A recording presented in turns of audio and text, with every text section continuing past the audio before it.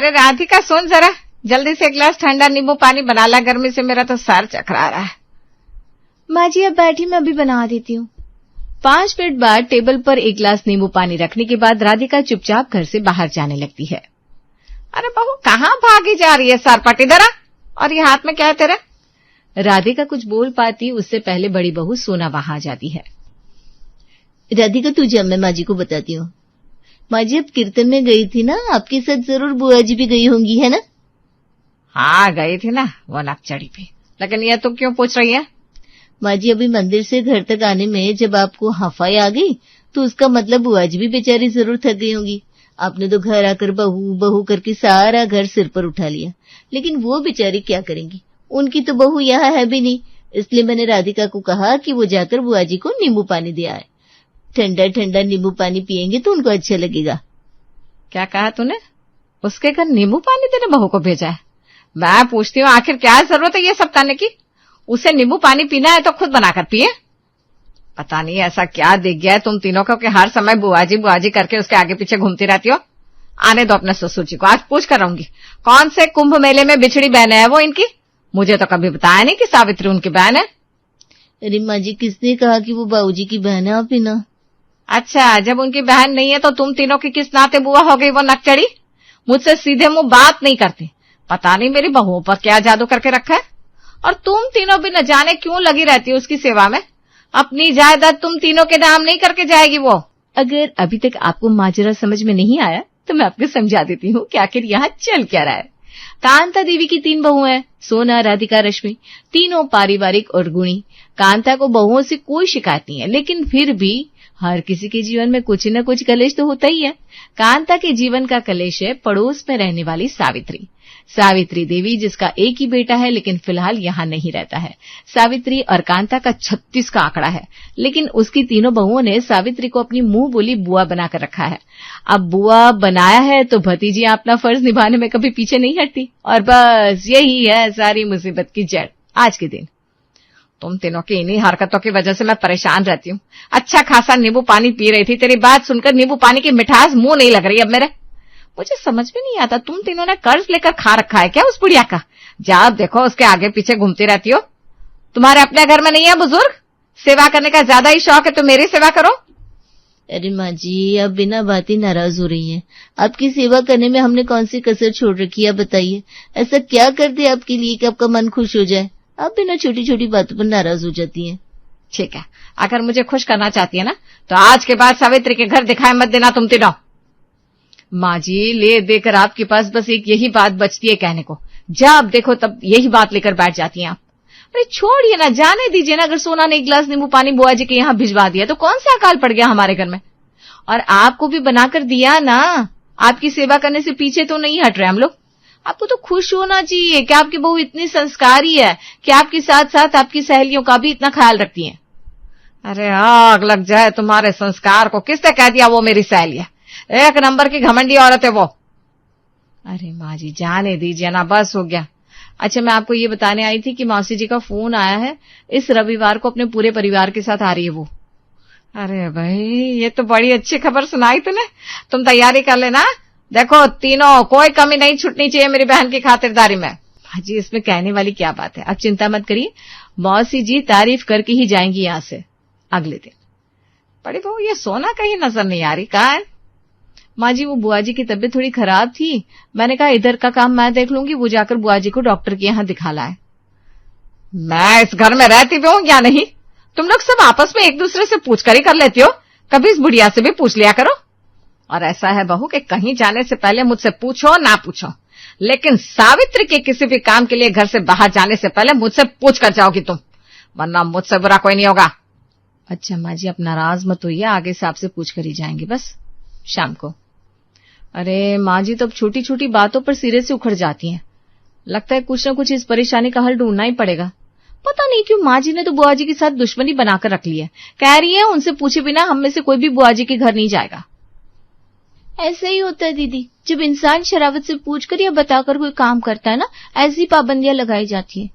ठीक है माँ जी के कहने से हम बुआ जी के यहाँ जाना तो नहीं छोड़ सकते, अभी तक सच बोलकर जाते थे अब झूठ बोलकर जाएंगे। अरे एक और तरीका है, हम बुआ जी के यहाँ नहीं जा सकते कोई बात नहीं, बुआ जी को यहाँ बुला लिया करेंगे, वैसे भी माँ जी ने उन्हें यहाँ आने से थोड़ी ना मना किया है। संडे का दिन था, पूरा परिवार मासी के आने की तैयारियों में लगा हुआ था। तीनों बहुआं खूबसूरत साड़ियां पहनकर तैयार थी। रसोई पकवानों की महक से भरी हुई थी और सास कांता देवी पूरे घर का निरीक्षण कर रही थी कि कहीं दिल्ली से आ रही उसकी बहन की खातिरदारी में बहू ने कोई कमी तो नहीं छोड़ दी। कुछ देर बाद मौसी जी अपने पूरे परिवार के साथ पधार चुकी थी। बहू पहले चाय नाश्ता लगा लो, उसके बाद गर्मा गर्म खाना लगाना। जी माँ जी। मौसी जी कांता के साथ गप्पे में व्यस्त थी। इधर तीनों बहुएं रसोई में चाय के साथ तरह तरह के नाश्ते तैयार कर रही थी। भाभी मैं सोच रही थी थोड़े ब्रेड पकौड़े बुआ जी के यहाँ पहुंचा दे तो कैसे रहेगा। अकेले अकेले कहाँ ये सब बना पाती है वो, ऊपर से उम्र भी तो हो गई है, लेकिन खाने पीने का कितना शौक है ना उन्हें। वही तो, लेकिन अभी अगर हम लोग नाश्ता देने के लिए बुआ जी के यहाँ जाएंगे ना तो माँ जी का मुंह फूल जाएगा, और मैं नहीं चाहती मौसी जी के सामने उनका मूड खराब हो। अरे मूड कुछ खराब नहीं होगा, बल्कि यही तो सही मौका है। आज तो मौसी जी के आने की खुशी में माँ जी बहुत खुश है। आज के दिन तो हम बुआ जी को यहाँ बुला लेंगे ना, तब भी कुछ नहीं कहेंगी। तूने ये सही आइडिया दिया। ऐसा कर, बुआ जी को फोन लगा। क्या बात कर रही हो भाभी, एक बार और सोच लो, कहीं ऐसा ना मौसी जी के सामने ही बखेड़ा खड़ा हो जाए। अरे कुछ नहीं होगा, माँ जी सिर्फ झूठ का गुस्सा दिखाती है, इतनी खतरनाक है नहीं जितना तुम उन्हें सोचते हो। रुको मैं फोन करती हूँ। हेलो, हाँ बुआ जी, वो मैं क्या कह रही थी, आज हमारे यहाँ माँ जी की बहन आई हुई है दिल्ली से, तो रश्मि भाभी ने कहा है कि आप भी आज डिनर हम लोगों के साथ ही करिए। अरे नहीं बेटा, मैं आकर क्या करूंगी, तुम लोग मेहमानों को संभालो, मैं अपने लिए खिचड़ी बना लूंगी। यहाँ इतने 56 पकवान बने और आप वहाँ खिचड़ी खाकर सोएंगी, हमें मंजूर नहीं है। डिनर हम लोगों के साथ ही करेंगे, आप सबको बहुत अच्छा लगेगा, इसी बहाने मौसी जी से भी मिल लेना। तीनों बहुओं के जिद करने पर बुआ जी डिनर के लिए आने को तैयार हो जाती हैं। आपने बताया नहीं, जीजा जी की कोई बहन भी यहाँ पड़ोस में आकर रहने लगी है? कौन सी बहन आके? अरे नहीं, कोई गलत फहमी हुई है तुम्हें। अरे तेरी बहू कह रही थी थोड़ी देर में बुआ जी भी आज हमारे साथ डिनर करेगी। फिर बुला लिया उस नकचीड़ी को। किसी दिन गुस्से में ना मेरा ब्लड प्रेशर ऊपर चढ़ जाएगा, तभी तुम तीनों को चैन मिलेगा। अभी कांता बड़बड़ा रही थी कि तभी देखा सामने से सावित्री घर के अंदर चली आ रही है। अरे बुआ जी आ गई, बैठिए बैठिए, आपके लिए 1 कप चाय बना दूं या सीधा डिनर ही करेंगे? देख बेटा, वैसे तो डिनर का ही टाइम हो रहा है, लेकिन अब तेरे हाथ की चाय के लिए मना करके मुझे क्या नरक में जाना है। बना लो बेटा, बढ़िया सी चाय पिला दे पहले। मुफ्त का मलिदा मिल रहा है, मना क्यों करेगी तू? कांता कुछ बोल रही थी क्या? नहीं तो मैंने तो कुछ नहीं बोला। और बताइए बहन जी, कैसी हैं आप? आपके परिवार में कौन कौन है? सबसे परिचय तो कराइए। बहुएं कितने दिन से मौसी जी के आने की तैयारी में लगी हुई है। जी बहन जी, ये मेरा छोटा बेटा और बहू, अपना बिजनेस है दिल्ली में।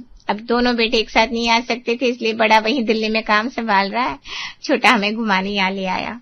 बहुत खुशी हुई बहन जी आपके बच्चों से मिलकर। मेरा तो बस एक ही बेटा है, बेंगलुरु के सबसे बड़े कॉलेज से MBA किया है उसने, विदेशी कंपनी में नौकरी करता है, और बहू भी बेटे की तरह पढ़ी लिखी और नौकरी करने वाली है। कुल मिलाकर आप ये समझ लीजिए जरूर पिछले जन्म में मोती दान किए होंगे। मेरे बेटे बहू जैसा कोई दूसरा मिलना मुश्किल ही नहीं, नामुमकिन है।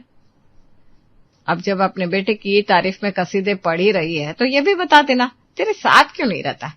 क्यों इतने सालों में एक भी बार नजर नहीं आए यहाँ पर? अरे इतनी बड़ी पढ़ाई करवाई अपने बेटे को, यहाँ छोटे से शहर में रहकर अपनी जिंदगी खराब थोड़ी ना करेगा। वैसे भी पिछले 5 साल से विदेश गया हुआ है, इसलिए नहीं आ पाया। और लंदन कोई रामनगर तो है नहीं जो टेम्पो पकड़ो और लंदन से आ जाओ। वो तो कितनी बार जिद करता है, यहाँ आकर मेरे साथ रहना चाहता है, लेकिन मैं ही मना कर देती हूँ। अब ये छोटा सा शहर उसके स्टैंडर्ड से मैच नहीं होता बहन जी। क्या फायदा उसके बच्चे आए और यहाँ पर आकर देखे कि उसके पापा कैसे कॉलोनी में रहकर बड़े हुए हैं। बिना बात इंसल्ट हो जाएगी ना बेचारी की। ला, फिर शुरू हो गई। बातें तो ऐसे बना रही है जैसे अब इसका बेटा सोने के महल में रहता होगा। इसके बेटे ने बेंगलुरु से ग्रेजुएशन क्या कर ली, कोहिनूर का हीरा मिल गया उसे। जब देखो तब अपने बेटे के गुण गाती रहती है। तुम्हारे कहने का मतलब क्या है सावित्री बहन? इस छोटे शहर में सारे छोटे लोग रहते हैं, तो फिर आप क्यों रह रही हैं यहाँ? अपने बेटे के पास विदेश में जाकर शिफ्ट क्यों नहीं हो जाती? बस हमें तो आदत हो गई है ना, अब सारी जिंदगी यहाँ बीत गई है, तो बुढ़ापे में विदेश जाकर क्या करूंगी, इसलिए मैंने मना कर दिया साथ जाने से। वरना मेरा बेटा तो बहुत जिद कर रहा था, मुझे अकेले छोड़ने को तैयार ही नहीं था। बाकी सब तो ठीक है बहन जी, लेकिन मुझे आपका इस तरह से अपने शहर को छोटा कहना कुछ खास पसंद नहीं आया। आपके अनुसार जो लोग यहाँ छोटे शहर में रह रहे हैं वो सब यहाँ रहकर अपनी जिंदगी खराब कर रहे हैं, तब तो कांता के बेटे भी यहाँ अपना जीवन खराब ही कर रहे होंगे। यही मतलब हुआ ना आपके कहने का? अरे नहीं नहीं बहन जी, आप भी ना बात को खींच कर कहां से कहां ले जा रही हैं। मैं तो बस अपने बेटे के बारे में बात कर रही थी। बाकी कोई यहाँ रहे, लंदन जाए, मुझे उससे क्या। सबकी अपनी चॉइस है भाई। और फिर वैसे भी शहर से बाहर जाकर रहने के लिए काबिलियत की भी जरूरत होती है। सबके अंदर वो काबिलियत कहाँ होती है कि बड़े बड़े शहरों में नौकरी मिल जाए। अब तो कांता देवी का पारा गर्म हो गया था। खाना छोड़कर वो बड़ी बहू का हाथ पकड़कर उसे अंदर बेडरूम में ले जाती है। बड़ी बहू चुप करा ले अपनी इस बुआ जी को, वरना मैं भूल जाऊंगी कि घर आए मेहमान का अपमान नहीं किया जाता। बस इसकी इन्हीं हरकतों की वजह से मैं उससे बात नहीं करना चाहती। जब यहाँ आती है अपने बेटे का पुराण लेकर चालू हो जाती है। ऐसा लगता है दुनिया में इसके बेटे बहू के अलावा कोई और है ही नहीं। और जब इसकी बेटे बहू इतने महान है तो जाकर उनसे सेवा कराया ना भाई। ये महीने में 20 दिन मेरे घर क्यों पड़ी रहती है? फिर हमारे बेटे निकम में नकारा भी है और सेवा करने के लिए इसे याद भी मेरी बहू ही आती है। माँ जी क्यों अपना ब्लड प्रेशर बढ़ा रही है? जाने दीजिए ना। आप ही कहती है ना घर आया मेहमान भगवान समान होता है। वैसे भी उम्र हो गई है बुआ जी की, फिर क्यों उनकी बातों को दिल से लगाती है? और भूलिए मत, आपसे भी उम्र में 10 साल बड़ी है। अगर कुछ कह भी दिया तो सुनकर इग्नोर कर दीजिए ना। अच्छा, तू भी मुझे पट्टी पढ़ा ले। देखना एक दिन जब भरे बाजार में तुम तीनों को बेइज्जत करेगी ना ये बुढ़िया, तब तुम तीनों की आंखों पर से बुआ जी के प्रेम की पट्टी खुलेगी। तुम ऐसे मेरी बात सुनकर मानने वाली नहीं हो। माँ जी जाइए ना, जाकर सबके साथ बैठिए। ऐसे अच्छा लगता है कि आप खाना छोड़कर बीच में से उठकर आ गई।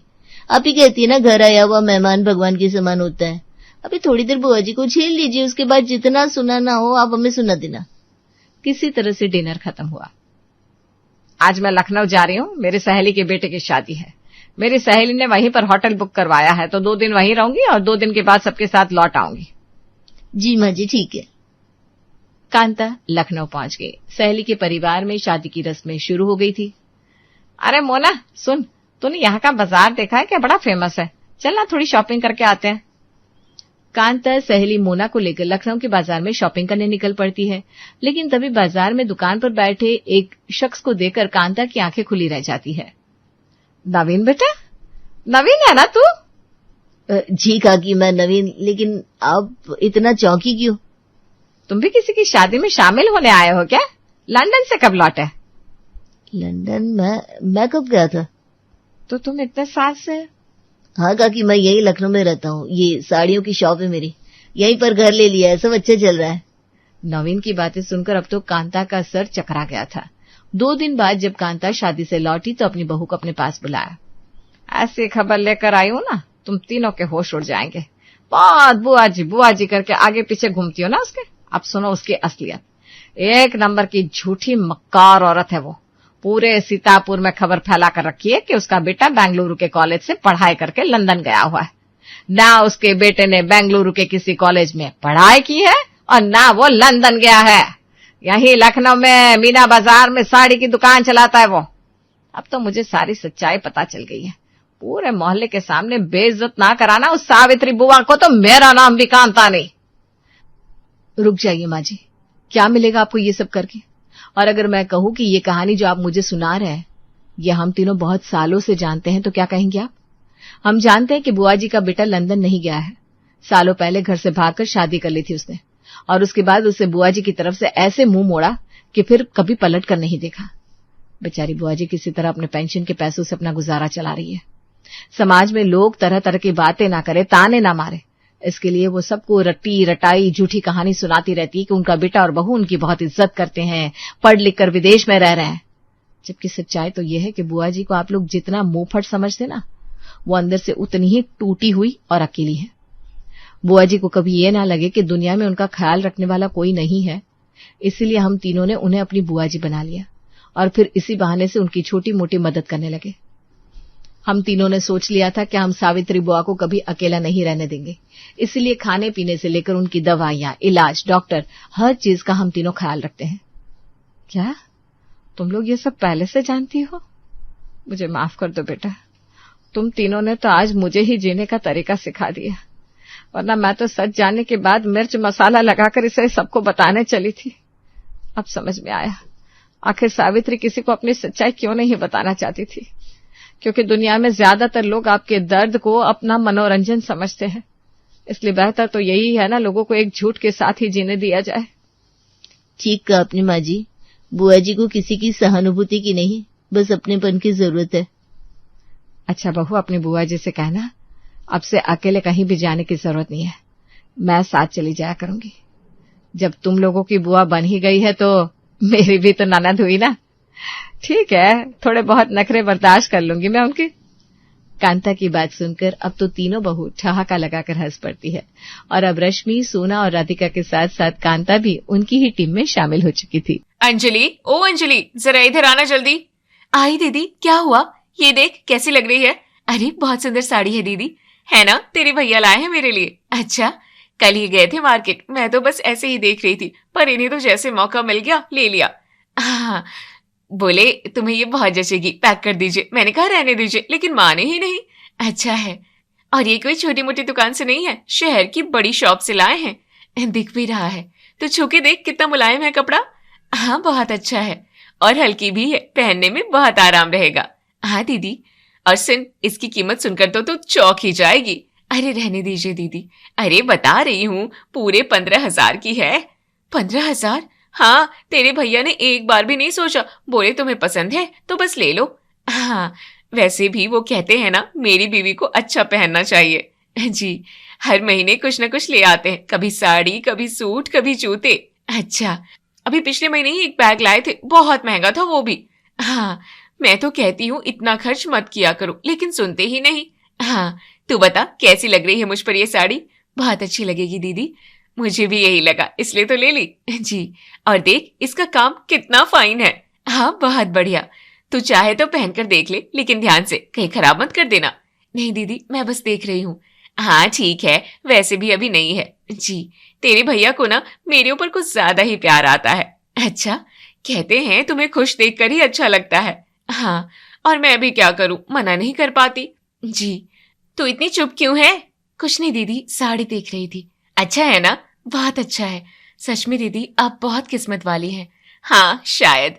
भैया आपका कितना ख्याल रखते हैं। रखते हैं, काश मेरी भी किस्मत ऐसी होती। अगर वो भी यहाँ होते तो शायद। चल मैं ये साड़ी रख देती हूँ, कहीं खराब ना हो जाए। जी दीदी, सच में बहुत सुंदर है। हाँ मुझे पता है। मैं रसोई देख लूं? हाँ जा।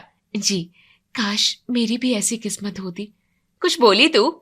नहीं दीदी, कुछ नहीं। आरती दरवाजे के पास खड़ी सब देख रही होती है। इसे दिखावा करने के अलावा कुछ आता ही नहीं। शाम का वक्त होता है, दोनों बहुएं अपनी सास के साथ बैठी होती है। अच्छा जरा ये बताओ तुम दोनों। क्या माँ जी? जी माँ जी, परसों तीज का व्रत है। अरे हाँ माँ जी, मुझे तो बिल्कुल याद ही नहीं था। सच में मुझे भी याद नहीं रहा। अच्छा हुआ आपने बता दिया, नहीं तो मैं भूल ही जाती। इसलिए पहले से बता रही हूँ ताकि तैयारी कर लो। हाँ अच्छा किया, वैसे मेरी तैयारी तो हो गई है। मैं तो वही साड़ी पहनूंगी जो तेरे भैया मेरे लिए लाए थे। अंजलि, याद है ना तुझे जो दिखाई थी? हाँ दीदी, बहुत अच्छी है वो साड़ी। हाँ बिल्कुल नई है और खास मौके के लिए ही है, ऐसे ही थोड़ी ना पहन लूंगी मैं। हाँ दीदी, तीज पर जो अच्छी लगेगी। और वैसे भी तेरे भैया कितने शौक से लाए थे, कह रहे थे तीज पर यही पहनना। अच्छा, मैं तो उसी के साथ मैचिंग चूड़ियां भी पहनूंगी, पूरा सेट तैयार है मेरा। बहुत अच्छा लगेगा दीदी। और तुम क्या पहनोगी? मेरे पास तो कुछ खास नहीं है, देखना पड़ेगा। हाँ, त्योहार पर थोड़ा अच्छा पहनना चाहिए। हाँ अंजलि बहू। जी माँ जी। तुम ज्यादा चिंता मत करना, जितना आराम से हो सके उतना ही करना। जी, और अगर कुछ भी जरूरत हो, साड़ी वाड़ी या कुछ, तो मुझे बता देना। ठीक है माँ जी, मैं देख लूंगी। जी माँ जी, और पहली बार व्रत कर रही हो तुम तो ज्यादा थकान मत लेना। जी, मैं तो सुबह से ही तैयारी कर लूंगी, मुझे तो आदत है। हाँ दीदी, आपको तो आदत हो गई होगी, मुझे भी बताना थोड़ा कैसे करते हो आप इतना मुश्किल व्रत। हाँ हाँ क्यों नहीं बताऊंगी। पूजा का सामान लेने चलना मेरे साथ। सोचा है कि पूजा का सामान भी मैं पहले ही ले आऊंगी, कुछ छूटना नहीं चाहिए, बाद में कुछ छूट जाए तो बहुत दिक्कत होती है। हाँ बात तो सही कह रही हैं आप। अंजलि, अगर बाजार जाना हो तो बता देना, मैं किसी को साथ भेज दूंगी।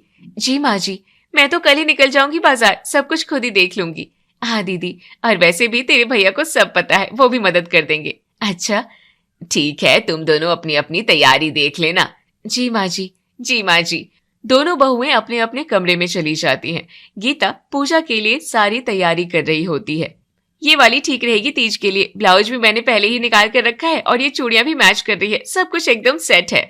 अचानक वहां अंजलि आ जाती है। दीदी, अरे अंजलि देख मेरी तैयारी। बहुत अच्छी है दीदी, आपने तो सब पहले से ही कर लिया। हाँ, मुझे आखिरी समय पर कुछ भी अधूरा करना पसंद नहीं है। सही है दीदी, तूने क्या सोचा है अपने लिए? बस वही तो दिक्कत है दीदी, मैंने अभी तक साड़ी भी नहीं ली। अभी तक नहीं ली? नहीं, समझ नहीं आ रहा क्या लूं और कब लेने जाऊं। अरे अब तो कल ही व्रत है, आज ही जाना पड़ेगा तुझे। हाँ, लेकिन अकेले जाने का भी मन नहीं कर रहा। तो किसी को साथ ले जा। हाँ, देखती हूँ। त्योहार पर खाली हाथ तो नहीं रह सकती ना। हाँ दीदी, यही सोचकर परेशान हो रही हूँ। पहले से सोचना चाहिए था।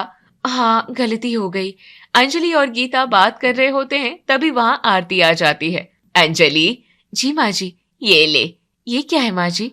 साड़ी है तुम्हारे लिए, मैं बाजार से लाई हूँ। मेरे लिए? हाँ, तुम ही कह रही थी ना तुम्हारे पास कुछ नहीं है। माँ जी, इसकी क्या जरूरत थी? जरूरत थी तभी तो लाई हूँ। कल व्रत है, खाली तो नहीं बैठोगी।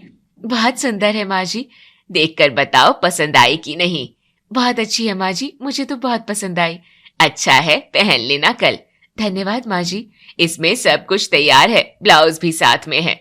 सच में? हाँ, तुम्हें कुछ भी करने की जरूरत नहीं पड़ेगी। माँ जी, आपने तो मेरी सारी टेंशन ही खत्म कर दी। बस बस, अब आराम से रहो। जी माँ जी।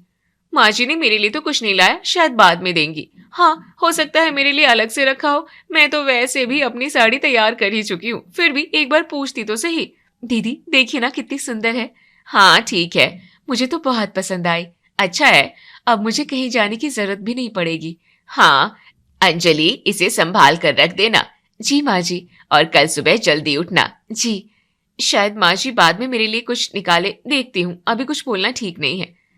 माँ जी, सच में आपने बहुत अच्छा किया। ठीक है, अब तुम दोनों अपनी तैयारी पूरी कर लो। जी माँ जी। जी माँ जी। आरती वहां से चली जाती है। दोनों बहुएं अपनी अपनी तैयारी के लिए अपने अपने कमरे में चली जाती है। अंजलि और गीता पूजा की तैयारी करने लगती है। अगला दिन आता है। गीता मेहंदी वाले का इंतजार कर रही होती है। अरे, ये मेहंदी वाली अभी तक आई क्यों नहीं? फोन करूं क्या? अभी गीता सोच ही रही होती है कि दो मेहंदी वाली को फोन करे, तब तक वो वहां आ जाती है। नमस्ते दीदी। हाँ आओ, कितनी देर लगा दी? रास्ते में थोड़ा टाइम लग गया। ठीक है, जल्दी जल्दी लगाओ, मेरे हाथ में अच्छा सा डिजाइन लगा देना। दीदी, हमें तो अंजलि दीदी के हाथ में लगाने के लिए बोला गया है। अच्छा चलो ठीक है, पहले उसके हाथ में ही लगा दो। जी। जल्दी लगा देना, फिर मेरे हाथ में लगाना। जी। गीता अपने कमरे में जाकर इंतजार करने लगती है। कितनी देर लगा रही है, अभी तक आई नहीं, लगता है काफी टाइम लगेगा। चलो थोड़ा इंतजार कर लेती हूँ। अब तो बहुत देर हो गई, एक बार फोन कर लेती हूँ। गीता मेहंदी वाली को फोन लगाती है। हेलो, तुम लोग अभी तक आए क्यों नहीं? दीदी, हम तो काम करके निकल गए। क्या मतलब निकल गए? हमें तो अंजलि दीदी के हाथ में मेहंदी लगाने के लिए ही बोला गया था। और मेरे हाथ? हमें तो उतने ही पैसे दिए गए थे दीदी। अच्छा जी, ठीक है, मतलब मेरे हाथ में मेहंदी लगनी जरूरी नहीं थी? एक बार भी नहीं सोचा किसी ने? मैं यहाँ इंतजार करती रह गई और उन्हें फर्क तक नहीं पड़ा। बस अंजलि के लिए ही सब कुछ। मेरे हाथ में मेहंदी लगी है या नहीं किसी ने पूछा तक नहीं। रहने दो, मुझे तो खुद ही सब करना पड़ेगा। हर बार यही होता है। माँ जी को मेरी पड़ी ही कहाँ है, लेकिन माँ जी से बात करूंगी मैं। अब मैं भी देखती हूँ कब तक ऐसे चलेगा। गीता सोच ही रही होती है, तभी अंजलि वहां हाथों में मेहंदी लगवा के आती है। अरे दीदी, ये क्या, आप खाली हाथ क्यों खड़ी हो? मेहंदी नहीं लगवाई आपने? मुझे लगा जो मेहंदी वाली तुझे मेहंदी लगाएगी वही मुझे भी लगाएगी, लेकिन वो तो सिर्फ तेरे लिए आई थी, मैं तो सिर्फ इंतजार ही करती रह गई। क्या बात कर रही हो दीदी, लेकिन ऐसा क्यों किया उसने? जरूर उसे कोई गलतफहमी हुई होगी। अब जो भी हो, मेहंदी वाली तो गई, अब मैं ही रह गई। कोई बात नहीं दीदी, मेरी मेहंदी सूखी गई है, मैं लगा देती हूँ आपको। नहीं अंजलि, मैं खुद लगा लूंगी, तुम परेशान मत हो। जाओ खाओ पियो और आराम करो, वैसे भी तुम्हारा पहला व्रत है तो तुम्हें उसके बारे में सोचना चाहिए। अरे दीदी सुनो तो। अरे इन्हें क्या हो गया? लगता है दीदी बुरा मान गई। मैं भी ना फालतू ही उनके सामने मेहंदी वाला हाथ लेकर आ गई, लेकिन जो भी मेहंदी लगी बढ़िया है। अरे अंजलि, तुम यहाँ? मेहंदी लग गई तुम्हें? हाँ माँ, ये देखिए कितनी सुंदर मेहंदी लगी है ना। हाँ, मेहंदी तो सुंदर लगी है। चलो अच्छा है, एक काम और हो गया। हाँ, लेकिन माँ वो मेहंदी वाली दीदी को मेहंदी नहीं लगाई, उसके पहले ही चली गई। मैंने उसको बस तुम्हारे हाथों में मेहंदी लगाने के पैसे दिए थे। क्या? लगता है इसलिए वो मेहंदी वाली चली गई। लेकिन माँ, आपने दीदी के लिए पैसे क्यों नहीं दिए? अरे मुझे लगा कि हर बार की तरह वो अपने लिए मेहंदी वाली को बुला लेगी। मुझे क्या पता कि वो मेरी मेहंदी वाली का इंतजार कर रही है। माँ जी, जो भी हो, दीदी का चेहरा उतर गया था, बहुत दुखी लग रही थी। अरे तू उसका छोड़, वो अपना देख लेगी। तू पहले अपना संभाल, कल तेरा पहला व्रत है, तुझे अच्छे से खाना पीना चाहिए। हाँ माँ, मैं ध्यान दे रही हूँ। और ठीक है ना, एक दिन का ही तो व्रत है। हाँ, लेकिन एक दिन में जो हालत टाइट हो जाती है, इसलिए ध्यान रखना। ठीक है माँ। तीज का व्रत का दिन आ जाता है। गीता अपने पति के साथ पूजा कर रही होती है और अंजलि के साथ आरती होती है। थाली तैयार है, दिया भी जल गया, ये फूल यहीं रख देती हूँ। सुनिए, आप इधर बैठिए। अच्छा ठीक है, और कुछ? नहीं, और कुछ नहीं, समय हो गया है, पूजा शुरू करते हैं। मैं जैसे जैसे बोलूंगी वैसे वैसे करिएगा। हाँ वही करूंगा, मुझे तो कुछ पता है नहीं। हाँ, माँ भी अंजलि के साथ ही बिजी है। ये लीजिए, हाथ में फूल रख लीजिए। लाओ, शुरू करो पूजा। हाँ, मैं मंत्र बोलती हूँ। अंजलि गीता को देखती है। काश मेरे पति भी यहाँ होते। अंजलि इधर आओ। जी माँ जी। यहाँ बैठो, ऐसे। जी। पहले थाली को ठीक से रखो, ऐसे। हाँ, अब दिया जलाओ। जी। ध्यान से, हाथ जलना नहीं चाहिए। जी माँ जी। ये लीजिए थोड़ा पानी हाथ से, अब भगवान को अर्पण कर दीजिए। ठीक है। अंजलि, अब ये फूल उठाओ। जी। और भगवान को चढ़ाओ, ऐसे। हाँ, बिल्कुल ऐसे। अब हाथ जोड़कर प्रार्थना करो। जी माँ जी। माँ जी तो बस उसी का ध्यान रख रही है, एक बार भी नहीं देख रही कि मैं क्या कर रही हूँ, जैसे मैं यहाँ हूँ ही नहीं। क्या हुआ? कुछ नहीं, पूजा करिए। मैं तो कर रहा हूँ, लेकिन तुम्हारा ध्यान ही नहीं है। अंजलि, अब व्रत की कथा सुननी होती है। जी। ध्यान से सुनना। जी माँ जी। और बीच में उठना नहीं। जी। सब कुछ उसे ही समझा रही है, मुझे तो कुछ कहना ही नहीं है। ये फूल कहाँ रखने हैं? यहाँ रख दीजिए। ठीक है। अंजलि, अब ये पानी घुमाओ, ऐसे। हाँ, धीरे धीरे। जी। अच्छा कर रही हो। बस तारीफ भी उसी की, कभी मेरी तरफ देख भी लेती। अब क्या करना है? बस हाथ जोड़ लीजिए। हाँ। अंजलि, अब भगवान से अपने पति के लिए प्रार्थना करो। जी माँ जी। माँ जी, वैसे तीज व्रत होता क्यों है? पति की लंबी उम्र के लिए। अच्छा हाँ, माँ ने बताया था एक बार। पूजा हो गई? हाँ ठीक है। अंजलि, अब व्रत खोलने तक कुछ मत खाना। जी माँ जी। और अगर चक्कर आए तो मुझे बता देना, मैं यहीं पे हूँ।